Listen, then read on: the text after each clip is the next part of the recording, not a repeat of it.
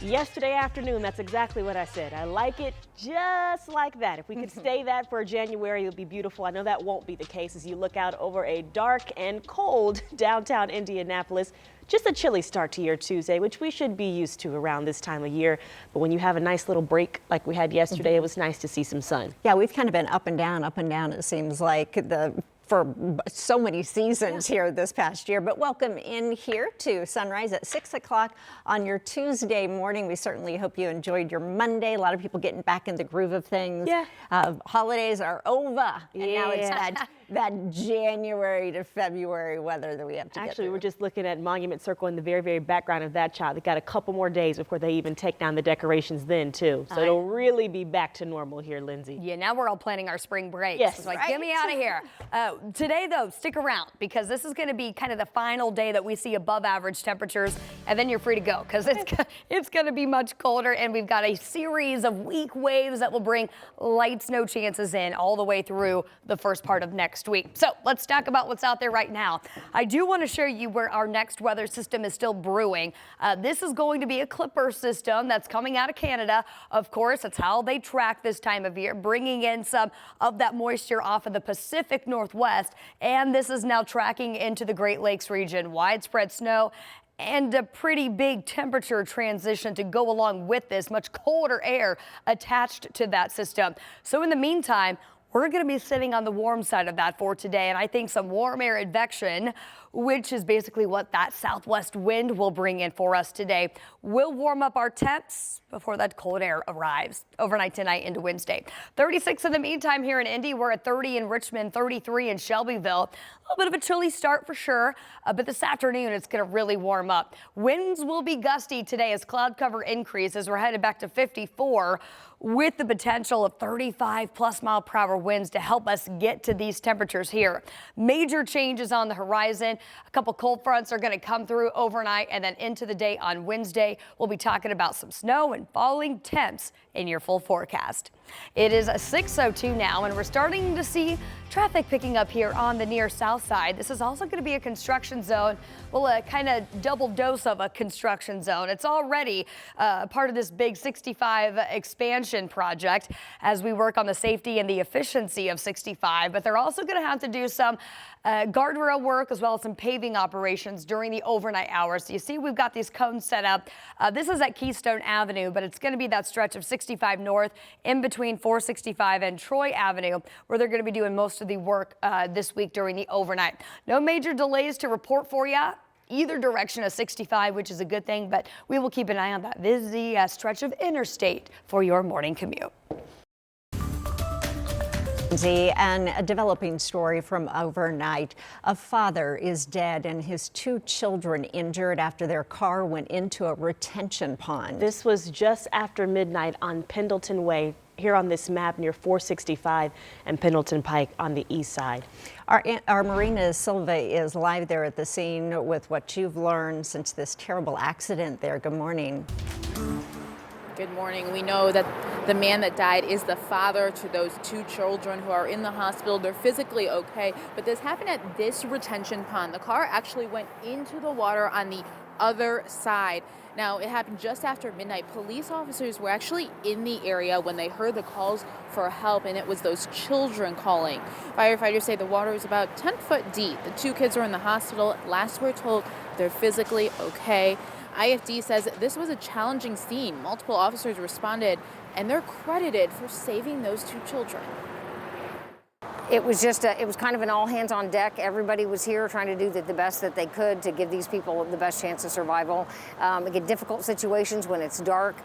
This pond is right off the interstate, so there's a lot of traffic noise. There's a lot of movement in this parking lot. So good effort by everybody. Those officers were also taken to the hospital to get checked out, but they're okay. We also know that the officers started CPR on the dad and one of the kids. It's believed that they had a cardiac arrest incident from this, but we're still waiting to hear more information on what happened. This has been turned over to IMPD as they continue their investigation. The Marion County Coroner's Office will have to release the identity of the dad. So as this investigation goes on, we're expecting more answers to our questions about how the car got into the water. But we'll send it back to you guys in studio for now. Heartbreaking, Marina. Thank you for that update. Well, Barry Morphew has now pleaded not guilty to first-degree murder in the death of his wife, Suzanne. Suzanne Morphew was a native of Alexandria, Indiana. She disappeared on Mother's Day in 2020 in Colorado. This is the second time her husband has faced a potential murder trial. He was previously arrested and charged in this case in May of 2021. That was before anyone found Suzanne's body. Days ahead of that trial, prosecutors dropped the charges. Then a grand jury indicted Barry Morphew last June. Prosecutors believe Morphew killed Suzanne, citing new evidence they say ties him to a tranquilizer found in her system. Authorities found her remains in rural Colorado more than 3 years after she disappeared. Barry Morphew has always maintained his innocence. He is due back in court in March. Well, right now, the Marion County Jail is over capacity and potentially operating over budget. Sheriff Kerry Forstall points to several reasons behind that overcrowding, but he says it starts with delays happening at the state level.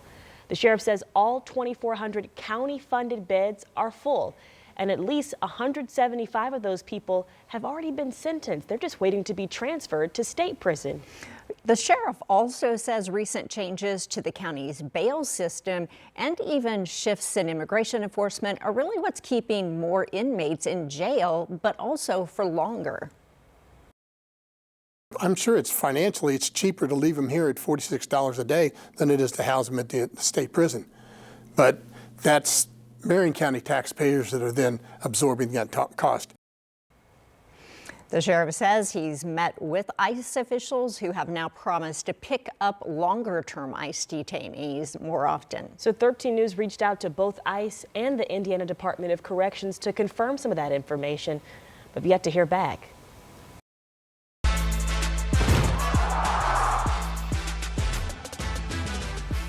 The Hoosiers are going to Miami in less than a week now. Yes, it is right around the corner. We'll see the team face off against the Hurricanes in Hard Rock Stadium.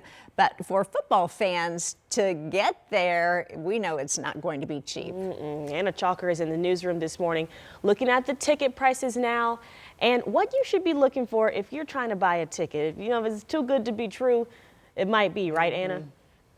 That's right, ladies, and it's going to cost you a few thousand pretty pennies, we'll say this time. So we've pulled up our Ticketmaster board for you to really just kind of give you an idea of what these tickets are going to look like from the lowest to the highest. So here are the nosebleeds, section 351, right here, kind of about the middle, a little over 3,000. That's the lowest that we've seen so far. That is still a lot. So let's go to the highest. Let's just kind of give you an idea for that. If you're wanting to kind of just go all in for this, you're like, hey, first time to the national championship, we want to go big. So we're going to go to the 72 Club sitting in the middle of the stadium there.